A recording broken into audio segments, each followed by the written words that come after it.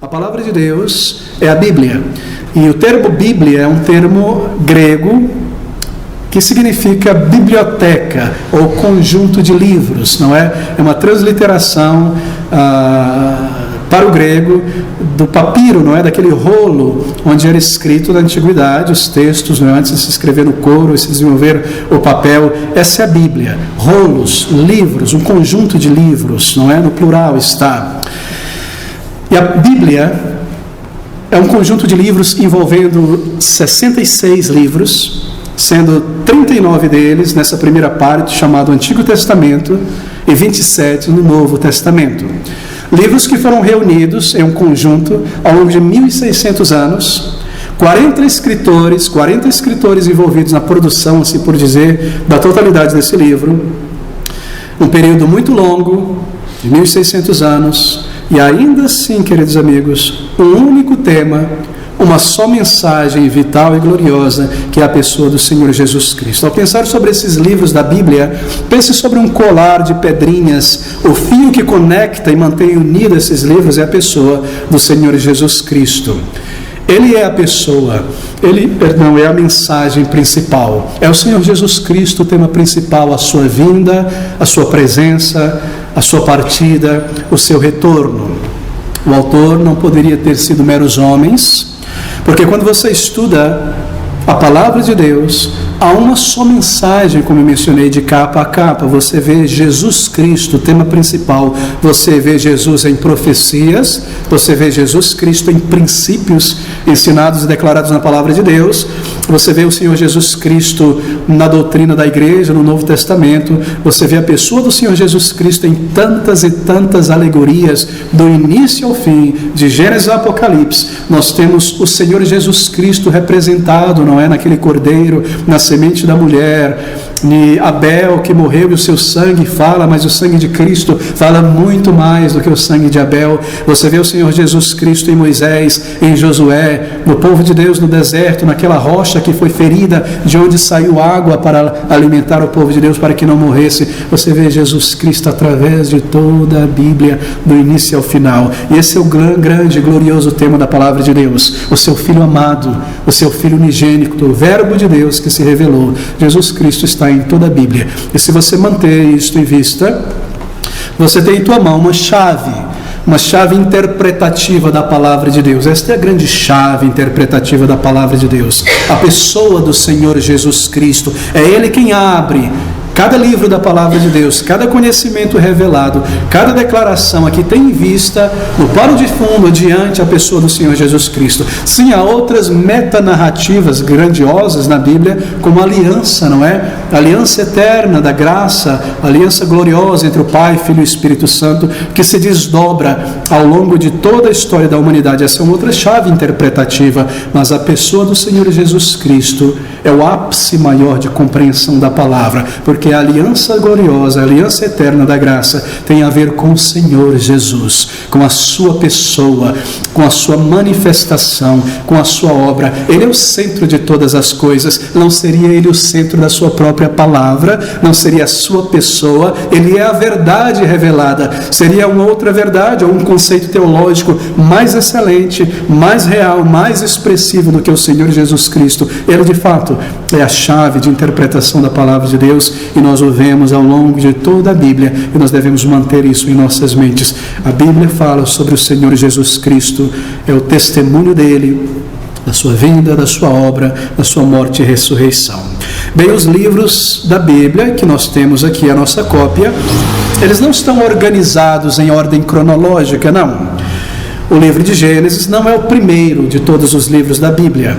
Provavelmente o livro de Jó é o livro mais antigo da Bíblia, mas o livro de Apocalipse é de fato o último livro. Todavia, a Bíblia foi organizada neste cânon desta maneira para expressar a narrativa, o progresso da revelação de Deus. Assim é muito plausível e correto que se inicie com: no princípio criou Deus os céus e a terra, a criação de todas as coisas, o surgimento de todas as coisas, então a revelação deste plano, desta aliança gloriosa, até nós chegarmos à consumação final com o livro de Apocalipse. É organizado de uma maneira didática para o nosso conhecimento, para o nosso aprendizado.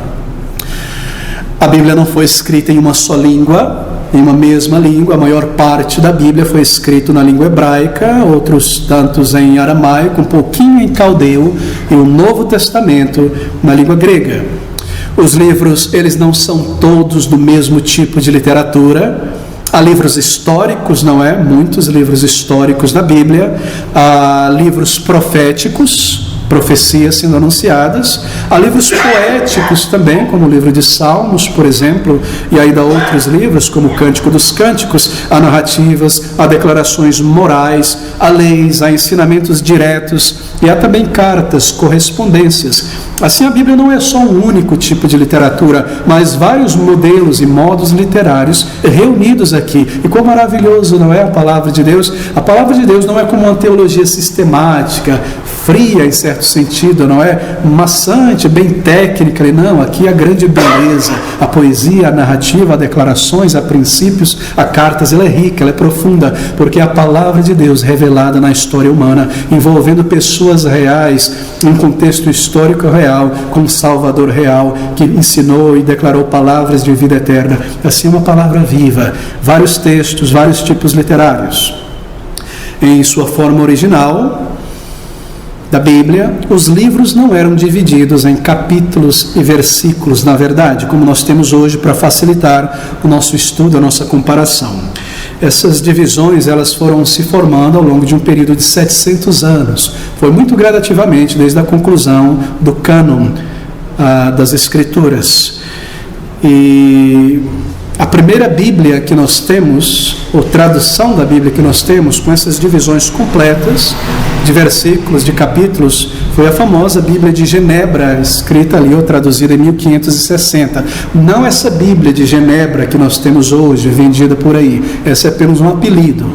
Mas aquela primeira lá, de 5 séculos atrás, ela foi a primeira a trazer essas divisões. E nós agradecemos a Deus por essas divisões. Elas não maculam a palavra de Deus. Elas nos ajudam como referência a encontrar e localizar os textos e facilitam o estudo e a pregação também. Até o ano de 2016, nas últimas estatísticas que eu tenho, a Bíblia foi traduzida para 554 línguas. E aqui não envolve dialetos. 554 línguas e dialetos. É claro, nós não temos tantas línguas assim.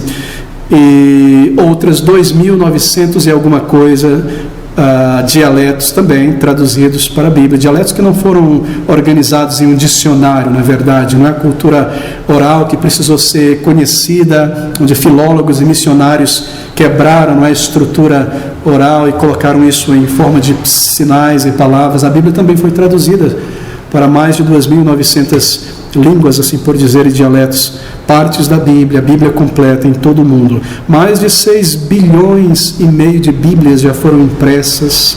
Queridos amigos, a Bíblia é o livro mais amado, mais estudado, mais apreciado, mais perseguido, mais odiado, mais debatido, mais pensado sobre a face da terra em todas as épocas. Não há um livro que nem perto se compare à palavra de Deus, em termos de um texto literário, em sua influência sobre a humanidade. Não há um livro que revele uma personagem, assim por dizer, maior que o Senhor Jesus Cristo, a pessoa do Salvador, tão conhecida, a sua vida, a sua obra, que dividiu toda a história da humanidade, este registro glorioso que é a palavra de Deus. Há na Bíblia uma divisão de intervalo entre o Antigo e o Novo Testamento. Se você observar a sua cópia, é colocada uma página em branco, não é? Para dividir entre o Antigo e o Novo Testamento. E esta página em branco não é um papel que sobrou ali, não. Ela é simbólica para mostrar que há um período de silêncio entre o Antigo e o Novo Testamento, um período de 400 anos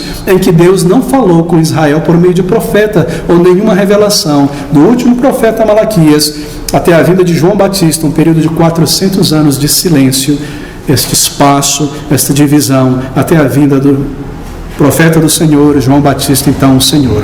Ambos os testamentos, Novo e Antigo, estão em perfeito acordo quanto ao caráter de Deus, quanto aos atributos de Deus. Os críticos dizem que há um Deus no Antigo Testamento e um outro Deus no Novo Testamento. Há no Antigo Testamento um Deus duro, mau, justiceiro, aqui um Deus de amor. No Novo Testamento, de maneira alguma, o Antigo e o Novo Testamento revelam o mesmo Deus Santo. o mesmo Deus justo e o mesmo Deus de amor. E há incontáveis textos na palavra de Deus no Antigo Testamento mostrando o amor de Deus. O tempo todo você vê declarações diretas, o amor de Deus manifesto nas leis cerimoniais, não é? Coisas como não cozinhar o carneiro no leite da sua mãe. A compaixão de Deus por Israel, tendo pecado tantas e tantas vezes, é o mesmo Deus de misericórdia, o mesmo Deus de amor e o mesmo Deus de justiça e santidade no Novo Testamento. Não há contradição entre esses dois testamentos, e nós experimentamos e vemos estas realidades da presença e do poder de Deus na vida de pessoas no Antigo e no Novo Testamento. A Bíblia não se contradiz contra a natureza humana, ela não se contradiz no Antigo e Novo Testamento quanto à criação, quanto às profecias. É um livro uno, é um livro compacto, é um livro que segue com um tema e se desenvolve sem contradição nenhuma. Antigo e Novo Testamento são como duas metades de uma frase, não é? Em uma frase você tem orações, não é? E o Antigo e o Novo Testamento são as duas metades desta frase, onde Deus declara, ambas são necessárias, Antigo e Novo Testamento, para nós compreendermos o significado completo da revelação de Deus. Os puritanos, alguns deles diziam que o Novo e o Antigo Testamento são os dois lábios de Deus pelo qual ele declara a sua verdade.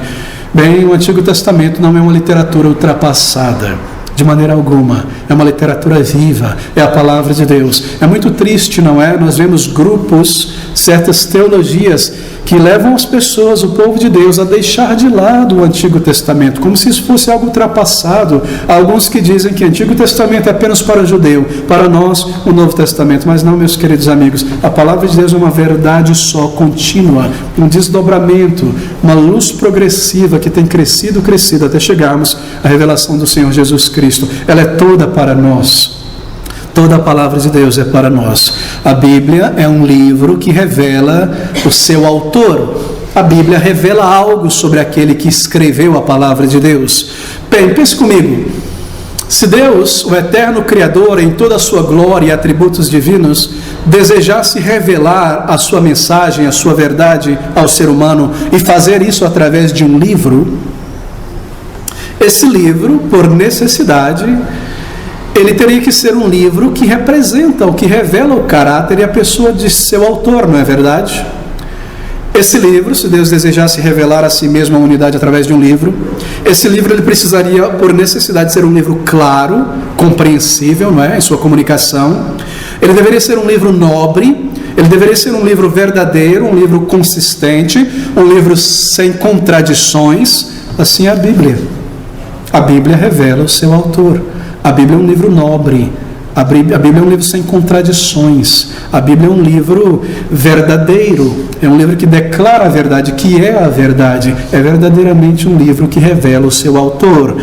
Um livro que revela o seu autor também pelas obras da criação, um Deus de sabedoria, de poder ilimitado, que de uma maneira maravilhosa e tremenda trouxe à existência tudo o que há, por pura declaração. Haja luz e houve luz, coisas poderosas que o ser humano ainda está estudando e buscando compreender. Um livro que revela Deus na sua criação, Deus por sua lei, um Deus de padrões morais, um Deus tão diferente dos ídolos dos homens, não é padrões decadentes, estranhos, vis, não, um Deus de padrões elevados, de padrões santos, justos, morais, uma literatura, um livro que revela Deus na história como um Deus que controla a história, um Deus que estabelece os seus planos e que guia a história da humanidade, um livro que revela Deus por meio de Jesus Cristo, um Deus de compaixão, um Deus pessoal, um Deus próximo, um Deus que está pronto a ouvir o pecador, interagir com o pecador, um livro que revela o amor de Deus. E a Bíblia são cartas, não é? Cartas de um Deus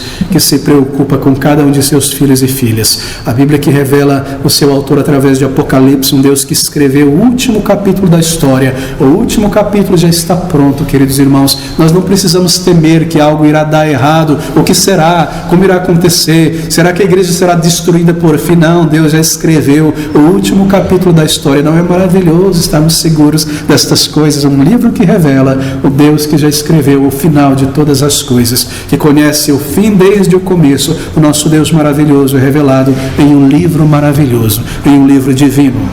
E porque Deus é o autor da Bíblia, é que todo o conteúdo da Bíblia é completamente confiável. Não há partes na Bíblia das quais nós precisamos desconfiar e não estar seguro. Porque Deus revelou estas verdades, nós podemos ter certeza, estar seguro dessas declarações, bem como de outra maneira, nós poderíamos confiar e ter certeza de que esta mensagem ela é confiável se o autor não é confiável. Ou confiar em um Salvador confiável em uma história, em um texto desconfiável. Como nós podemos ter certeza dessas declarações e promessas se o texto em si não é digno de confiança, se há partes que nós devemos deixar de lado, nós estaríamos confusos, perdidos, não saberíamos o que confiar, como discernir. Não, é um livro por inteiro, santo, entregue por Deus, verdade eterna, que deve ser estudado e interpretado corretamente a palavra de Deus. Como nós poderíamos confiar em uma salvação eterna e verdadeira em um livro que não é verdadeiro ou não é completamente digno de confiança? Para falar sobre temas, não é digno de confiança para falar sobre temas tão grandes, não é? Dos quais nós dependemos a nossa vida. Por necessidade, a Bíblia deve ter Deus como seu autor. E por que, queridos irmãos, crentes em Jesus Cristo, creem na Bíblia como a verdade? Por que isso? Por que nós cremos na Bíblia como a verdade? Bem, nós cremos na Bíblia como a verdade não porque a filologia bíblica, as técnicas modernas de interpretação hermenêutica ou a arqueologia bíblica nos mostrou que tudo que está escrito aqui, sim, está de acordo com a verdade histórica, com a ciência. Não é por isso que nós cremos na Bíblia como a verdade. Nós cremos na Bíblia como a verdade por causa de suas próprias reivindicações de ser ela a verdade. É por isso, 400 vezes no Antigo Testamento a Bíblia diz: isto é o que diz o Senhor. 400 vezes. A palavra de Deus se manifesta dizendo: isto é o que diz o Senhor. Os profetas diziam: o Senhor diz isto, esta palavra vem dele, não vem de homens.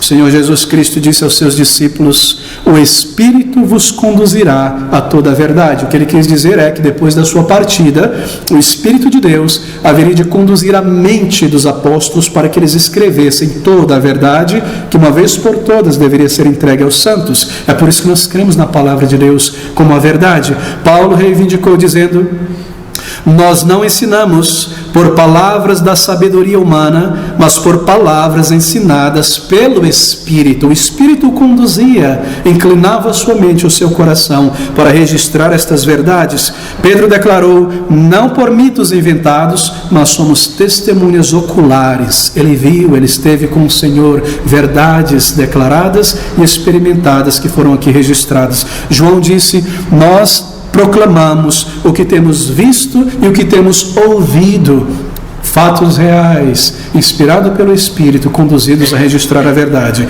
Assim nós vemos que a Bíblia é de fato a palavra de Deus. Deus a preservou. Será que Deus não preservaria o livro onde ele falou? Será que ele deixaria que esse livro se perdesse, fosse destruído, ou que os homens adulterassem este livro de tal maneira que ninguém soubesse a verdade mais? Não, ele preserva a sua palavra, porque esta é a sua voz, a sua declaração. Ele sempre a preservará e nós a teremos até o final pela sua graça e misericórdia. Nós vemos provas internas na Bíblia.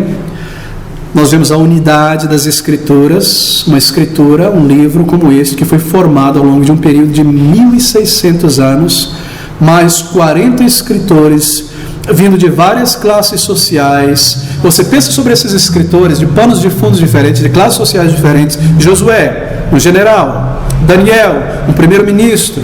Pedro, um pescador. Neemias, um copeiro.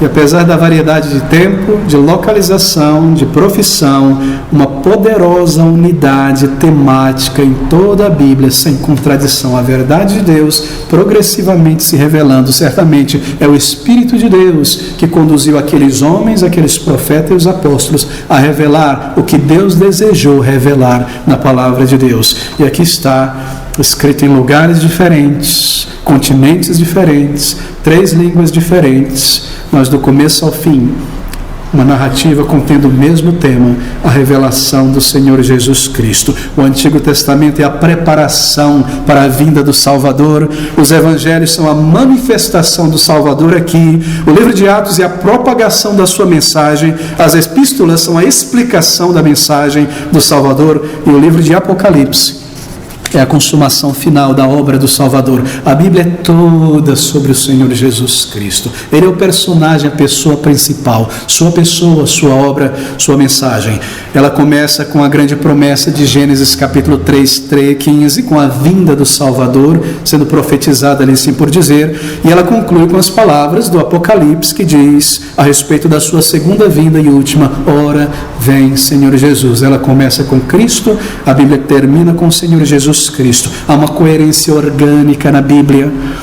A verdade, você sabe, ela une, a mentira ela separa, e essa unidade da Bíblia é tão miraculosa, ter o mesmo tema, 1600 anos, tão diversos escritores, e ainda assim uma unidade é tão miraculosa que muitos críticos têm buscado afirmar que a Bíblia, na verdade, foi escrita em um período curto de tempo, aí uns 30, 40 anos, por um grupo pequeníssimo, de 6 no máximo, de pessoas, porque é tão una, não é tão coesa, que parece que foi uma só pessoa que escreveu, porque segue um tema completo em seu desenvolvimento.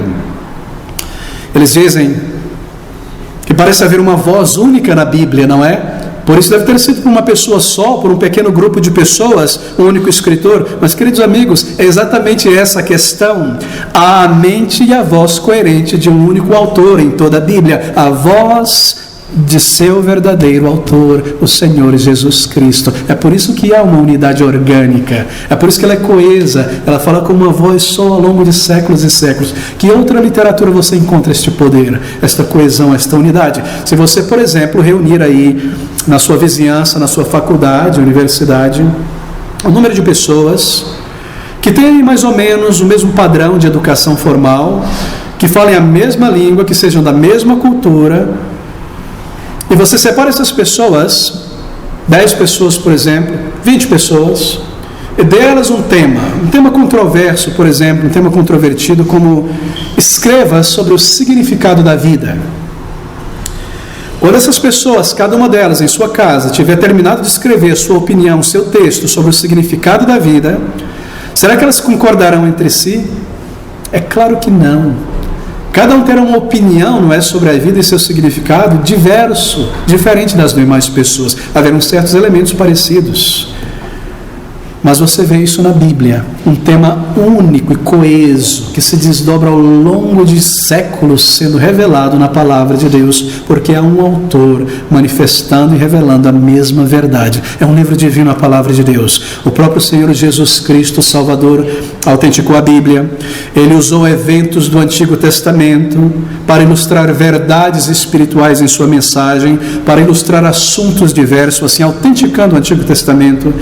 E ele estava tão preocupado assim por dizer que as Escrituras fossem corretamente compreendidas pelos homens, que com frequência ele corrigia aquelas pessoas que usavam o texto do Antigo Testamento erradamente. Ele corrigia isso, e nós temos visto isso no Sermão do Monte do Senhor. Ele declarou que o Antigo Testamento é um prelúdio profético de sua vinda. As palavras do Antigo Testamento e dos profetas falavam de mim, falam de mim. O tempo todo ele dizia isso. O tempo todo ele mostrava que o Antigo Testamento era uma preparação, um prenúncio, um anúncio da sua vinda. E ele declarou também que ele não veio para destruir a lei e os profetas, mas ele veio para cumprir. Bem, uma das maiores provas da divindade da Escritura é certamente o cumprimento de suas profecias.